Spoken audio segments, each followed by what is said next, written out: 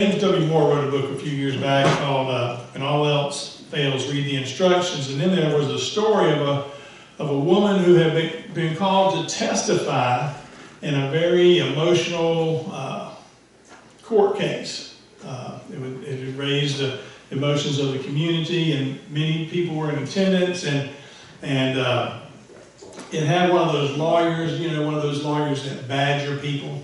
You probably have seen them on TV, right?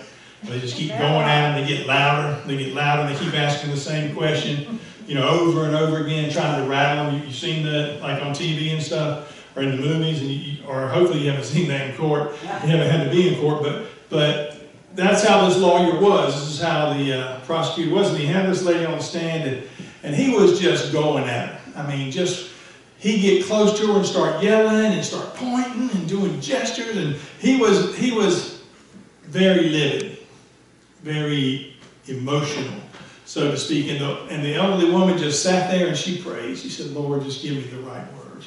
Just give me the right words to say."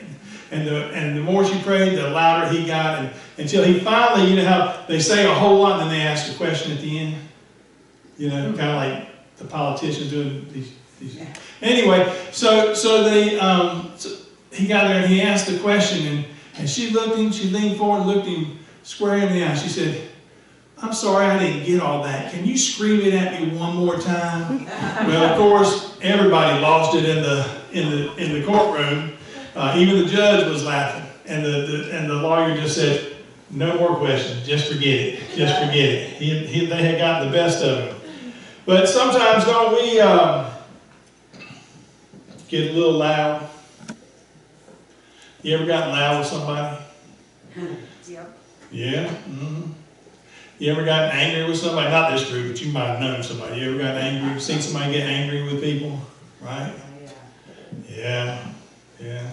I'm not asking for hands because I don't want everybody to have to raise their hand one time. But I'm sure at some point most of us have gotten angry. I can tell you I have.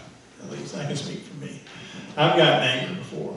Now, there was a survey out taken not too far back, and it said that 84% of the people surveyed said they thought Americans were angrier today than they were even a generation ago. You think that's true? Yeah. It is. Yeah, I'm angry right now. But they said, then they asked, is anger a negative or a positive? And 69% said it was a negative, and 31% said it was a positive. So which is it? Both. At times. Very good. It can be. It can be both. We're going to talk about that. The Bible tells us to be slow to anger, but it doesn't tell us we can't get angry, does it? It doesn't say don't be angry. It says be slow to anger. Right? All right? I think that's right. And as Christians, when are we called to be angry? I guess is kind of the question. Jesus was angry, right, in the temple, right? He got mad. Sometimes it's justified. Justified. That's a good word. Huh? I couldn't hear you. Somebody else said something? Sometimes it's justified, but then somebody else says something? No? Okay. So sometimes it's justified, but who determines that? Huh? Good question. Who determines what's justified? Who determines what's righteous? That's some good questions right there, and that gets you thinking. Obviously, Jesus thought he was justified, and he was, right? They were desecrating his father's house. They had turned into a den of thieves. They were shortchanging people. They were cheating people. They were selling animals for sacrifice right there in the temple area. There's a place for that, but the place isn't there. The place is outside of that common area. The money changes came about because most people had Roman currency, which had Caesar's picture on it and wasn't good for tithe, so to speak. To give your money in the temple, you couldn't use that money. So you had to change it from Roman currency to to currency that was good for the temple. If you traveled overseas, you probably have had to do that yourself, where you have to change money out so you can use their currency, not our currency. But that was kind of what they were doing, which may not have been so bad, but they were cheating people. They were cheating people right there in the temple, right there in church, so to speak. They were cheating folks. And Jesus had had enough, right? Have you ever had enough, right? Has somebody ever stepped on your last nerve and that's your enough, right? Right? You got my last nerve. Well, but I can tell you from personal experience, I've gone on a lot of people's last nerves. Pam can testify. So anyway, but he had enough, and he drew a boundary. He said, "This is too much. I cannot allow this in my Father's house." And he became angry, didn't he? He took cords and he made a whip out of it. You don't do that if you're in a good mood. He went over and he turned over the tables. He spread the coins everywhere. He was angry. Now, does that fit the Jesus that we know? No. Most of the things that we see about Jesus, he was gentle. He was kind, right? He loved. He loved those that even would betray him. He loved those that were outcast by society. He loved, right? And that is, so you say, well, that doesn't fit this Jesus, does it? Where he became angry. But in fact, it does. You see, his anger came from a place of what? It came from a place of love. It came from a place of his love for his Father. His love of God. He said, "You will not desecrate my Father's house. You will not." He didn't say, "Could you leave, please?" He made it known in no uncertain terms, this is not acceptable. Would you agree? Yeah. Yeah. This was not acceptable, and he let them know it. He got mad, and he was driven by his anger to do these things. But it came from a place of love. That's where it started. Right? Right. Yeah. That's right. Exactly. It was righteous indignation. What'd you say? Indignation. So that's where it came from. So is that to be our guideline to when we get angry? You see, when somebody cuts you off on the highway, getting mad, that's not righteous indignation. And that's not a reason to get mad. That's not a reason to get angry. That's not a reason to take some cords and make yourself a whip and catch him at the next stoplight and go, that's not right. That's not the anger we're talking about. Okay? But what was being done was not righteous. It was not right. It was not justified. Okay? How many of you have witnessed things that weren't right? You see, I'd like to say I never get mad, but that's not true. There are things that anger me in this world. There are things that make me very angry, as a matter of fact. When I see things, when I see some of the injustices, when I see some of the things that God wouldn't approve of. And there's a lot of that going on. And it makes me angry. And I want to say, that's not right. That's enough. I'm setting the boundary right here. But all too often, I can tell you, even in my own self, I'm just silent. I say, somebody ought to do something about that, right? That's terrible, that guy's starving to death. Somebody ought to do something about that. That's terrible that they're doing abortions at the pace of thousands in America alone, each and every day. Somebody ought to do something about that.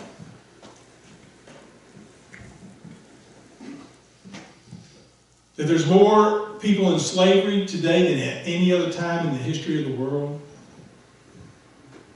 Somebody ought to do something about that.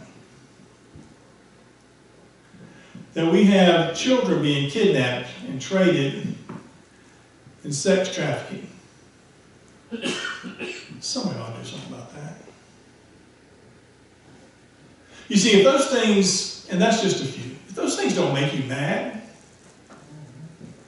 if you don't see those things as outside the boundaries of what God would have, you need to kind of look and see if, kind of look at yourself and look in the mirror and look at God and say, are those things you approve of? You know, do you really think that God, the author of life, approves of killing children? Or children being sex trafficked? Or any of those? I mean, do you really think that's okay? Or does it make you angry? You see, when I think about those things, it makes me angry. It makes me angry that one human being would abuse another human being in that manner, in any manner. You see, because I know that God is love, correct? And I love all people. I'm not judging anybody, but it does make me angry. It does make me angry. But the question here isn't, do you get angry? The question is, does your anger drive you to action? Does your anger motivate you to try to fix it in some way? Or does your anger just, somebody ought to do something about that? What's for dinner? You know, I think, you know, if we treated some of our spats that we have with other people and take that same enthusiasm, that same passion, and put it into things that offend God, then we could change the world. You believe that? Every person can make a difference in the world. You say, well, I don't see the world. I've never been out of this county. Okay, and that's okay too, because this county is part of the world, right? You can change the part of the world that's in front of you, correct? Yes? Sure you can. Sure you can. You're powerful people. We can all make a change, but we have to be willing to be heard. You know, we need to spend our time on more important things than Mr. Potato Head's gender. I mean, really. I mean, seriously, folks, that's the crisis. That's the crisis facing this country. Sometimes I just have to shake my head what's going on in the world. There are more important things than Mr. Potato Head. Anyway, I guess what I'm trying to say here is, are we focused on the right things? And are we angry about them? And should we be angry about them? Because to me the answer is yes, we should be angry about it. And yes, we should make our voices heard. I'm not talking about violence. I'm not talking about I'm so mad I'm going to storm the Capitol. I'm not talking about that. You can be mad like that, but I'm not talking about that. What I'm talking about is I want to have my voice heard. I'm going to do something today and tomorrow that's going to make a difference in those things I'm angry about. I just don't accept them to be true. Jesus didn't say, oh, that's terrible, and walk away, did he? And we're Christians, and we do what? Christian means what? Christ-like. Christ-like. It actually means follower of Christ, to follow. Christ, in that ending, T-I-A-M, means to follow, to be a servant to. To be a servant of Christ, to follow Christ. To do what Christ does. Now, that's what Christ did. And you would say it's righteous, right? Would you agree with that? You can just nod, yeah. Just want to make sure you're in tune with the people who are asleep. See, they nod. But in all seriousness, there are things that we can do that are very clearly righteous. And again, I'm saying let your voices be heard. Take action. You know, love, we've said in the past, love is what? it's a verb, right? Requires action. You know, if you love somebody, you're going to do anything you can for them, right? Is that true? Yeah. I do anything I could to help Pam or protect Pam. There are people in your life you would do the same for, correct? What about those people you don't know? Do you love them? Do you take it personal?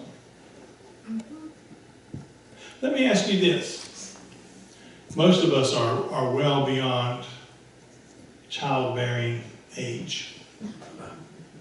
I think that's safe to say. But let's take Amy's children. Okay? What if they were kidnapped?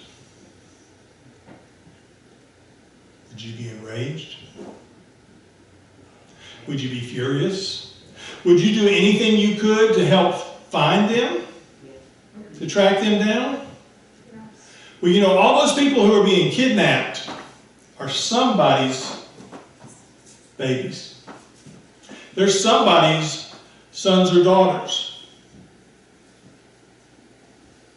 They're somebody's grandchildren. And yet we're silent. We're silent.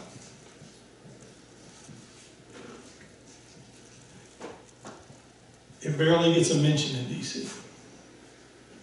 It's a national crisis. We have more resources, basically, than anybody in the world. And we can't stop something like that.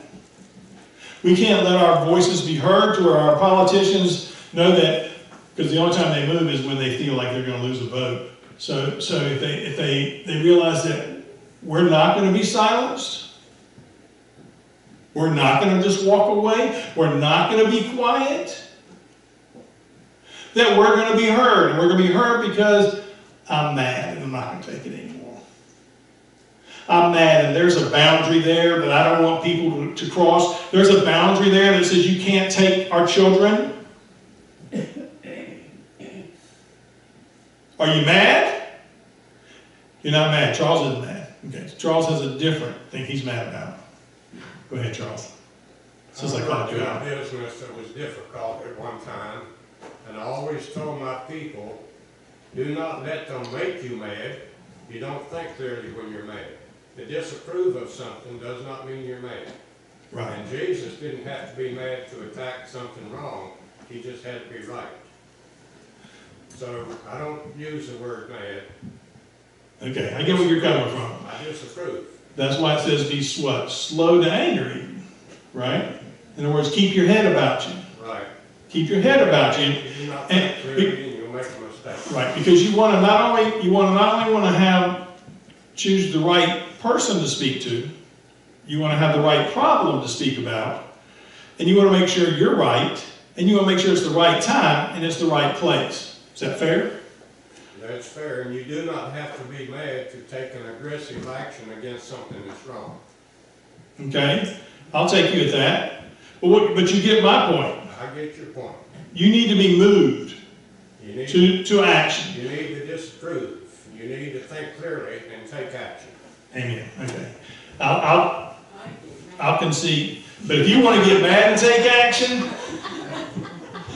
my point isn't that you should get mad and go around and start smacking, and you should keep your head, because you're going to be much more effective in any argument if you keep your head. But what I'm saying is it should move you emotionally to a place where you want to respond. Okay? Does that make sense? Yes. Okay. That's what I'm trying to say. You need to recognize what's good and what's evil, and don't take evil and say somebody ought to do something about that. You be that somebody. Fair enough? Fair enough. And I know you know that, but I need to remind folks about that, because sometimes we get so busy we become complacent. And it's just easier to sit back and say, somebody ought to take care of that. Right? And somebody said, well, Jesus always said, love your, and it comes from a place of love. You know, it does. When you get upset with something that's unjust, it comes from a place of love, because You're talking about that person. Are you the voice for those who can't speak? Who don't have a voice? I think we're called to do that. I think we're called to speak for those who can't speak, for those who society says is less than, right? People who can't really get a voice because nobody respects them. Nobody gives them respect. And just because you choose not to give it doesn't mean they don't deserve it. Amen? Amen. Amen. We have women who serve in this church. I love it. I'm glad. But you know, there's some places where women don't have a voice. There's some churches where women really don't have a voice. Even today. I'm just telling it like it is. Is that unjust? No, You somebody say no? I did. Why is it not unjust? Tell me. And I thought that I had read somewhere that women were supposed to be quiet in church. Are you quiet in church? No. I think we're all God's children. My belief. Now, and I know that some people believe that's the way it should be. That women should be seen and not heard, right? Pam told me one time is that she went to a church. I'm not identifying the denomination. I'm not here to talk bad about somebody, but all the women were somebody's spouse. Man say, I'm Jim Brown, and this is my wife. Well, don't you think she can speak for herself when you're introducing her? I think she can. I think it's proper for women to serve. They're an equal part of this body of Christ. I don't think anybody's less than. I think we're a family, and all family members count. That's me. If you believe differently, then you believe differently. But that's me. You know, I'm not going to get off track here. I'm already far off track. Anyway, you know, what I was saying just a minute ago was that a lot of times we say Jesus loved and he was kind and he surely was all those things. And he said to love, but what I'm saying is this contempt or this boundary that we set for unjust things doesn't necessarily come from a place of hate, but a place of love.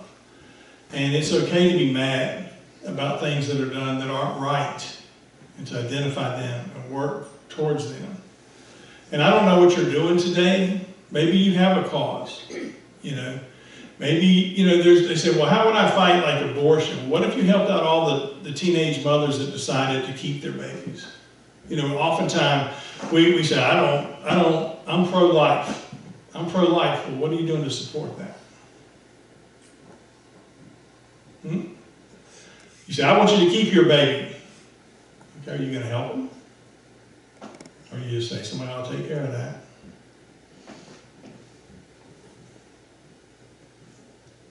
You see what I'm saying? You know, we recognize things are wrong, but what do we do to help? And sometimes you got to use your imagination a little bit. You got to step outside that clear box. So I'll write a letter to my congressman and I'll blow up his email every day and you know, those are all good. But what else can you do? You see, if it really eats at your gut, then you'll never stop searching for ways to end it. That you'll dig deep down and find out what you need to do and what God would have you to do. And just because we're supposed to love doesn't mean we can't take action. Right? Yes? Yep. Yep. And that's all I'm trying to say today. And we've gotten off subjects a lot on this thing, and I've gone around the mulberry bush 4 times just to make a simple point. And I'm sure I've gone long, I don't know what time it is, but it's a simple point for you today. It's something I wanna drive home here, this last sentence. promise, is that when you go out into the world today and you see evil, and you see things that aren't right, and you see things that God would frown upon, take action.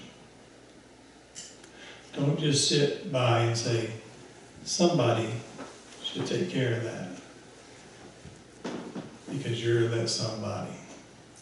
And if not us, then who? And all God's children said, Amen.